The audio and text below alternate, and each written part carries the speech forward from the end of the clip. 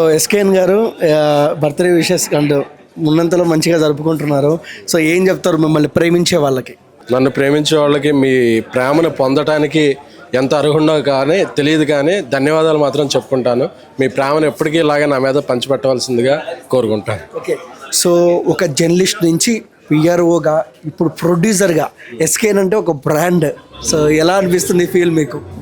నేను బ్రాండ్ కాదు కానీ బాండ్ అని నమ్ముతాను. నన్ను అభిమానించే వాళ్ళతో నాదొక బాండ్. బ్రాండ్గా ఎదిగానో లేదో తెలియదు కానీ ఒక మిడిల్ క్లాస్ పర్సన్ని ఈ స్థాయికి వచ్చానంటే మీ అందరూ అభిమానాలు కారణం. సో దానికి ఎప్పుడు నేను సదా కృతజ్ఞతగా ఉంటాను. సార్ మీ జర్నీలో ఎవరికి థ్యాంక్స్ చెప్పాలంటే ఎవరికి చెప్తారు సార్? నా జర్నీలో నా కుటుంబ సభ్యులకి, అలాగే నేను మెగాస్టార్ చిరంజీవి గారితో ఆయన ఇన్స్పిరేషన్తో ఇండస్ట్రీకి వచ్చాను.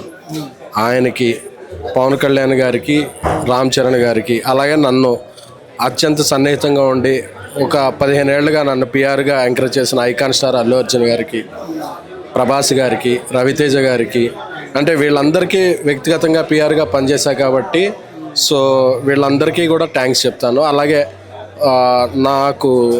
నన్ను ప్రొడ్యూసర్ చేసిన డైరెక్టర్ మారుతి గారికి, నన్ను కల్ట్ ప్రొడ్యూసర్గా మార్చిన నా మిత్రుడు national award winner Sai Rajesh గారికి, ఇలా అందరికీ నా విజయంలో ఎంతోమందికి బాగా ఉంది. అలాగే నన్ను ప్రోత్సహించిన మీడియా మిత్రులు, ఆదరించిన సోషల్ మీడియా మెంబర్స్ అందరికీ థ్యాంక్స్ చెప్తాను. ప్రేమ 2 అక్షరాలు, జీవితం 4 అక్షరాలు, చాలా మోటివేషనల్ డైలాగ్ చెప్పారు మీరు.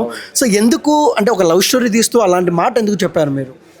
అంటే ఈ మధ్యకాలంలో చూస్తుంటాం కదండి, ఏదో ప్రేమ ఏదో అయిందని అయితే సూసైడ్ చేసుకోవటం, లేకపోతే మర్డర్ చేయటం, ఇలాగా అది ప్రేమ కాదు తెలియని దీంట్లో ఇలాంటివి జరుగుతున్నాయి. సో ప్రేమను మించి జీవితం ఉందనేది చెప్పాలనేది నా పర్సనల్, అది సినిమాకి రిలేటబుల్ కాదు, బట్ నా పర్సనల్గా చెప్పాలనే ఇది. చెన్నై లవ్ స్టోరీ గురించి 1 వర్డ్లో ఏం చెప్తారు?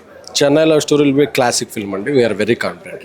అండ్ మా ట్యాగ్ తెలుగు నుంచి హ్యాపీ బర్త్డే సార్. మీరు ఇంకా పై స్థాయిలో ఉండాలని కోరుకుంటున్నాను. థ్యాంక్స్.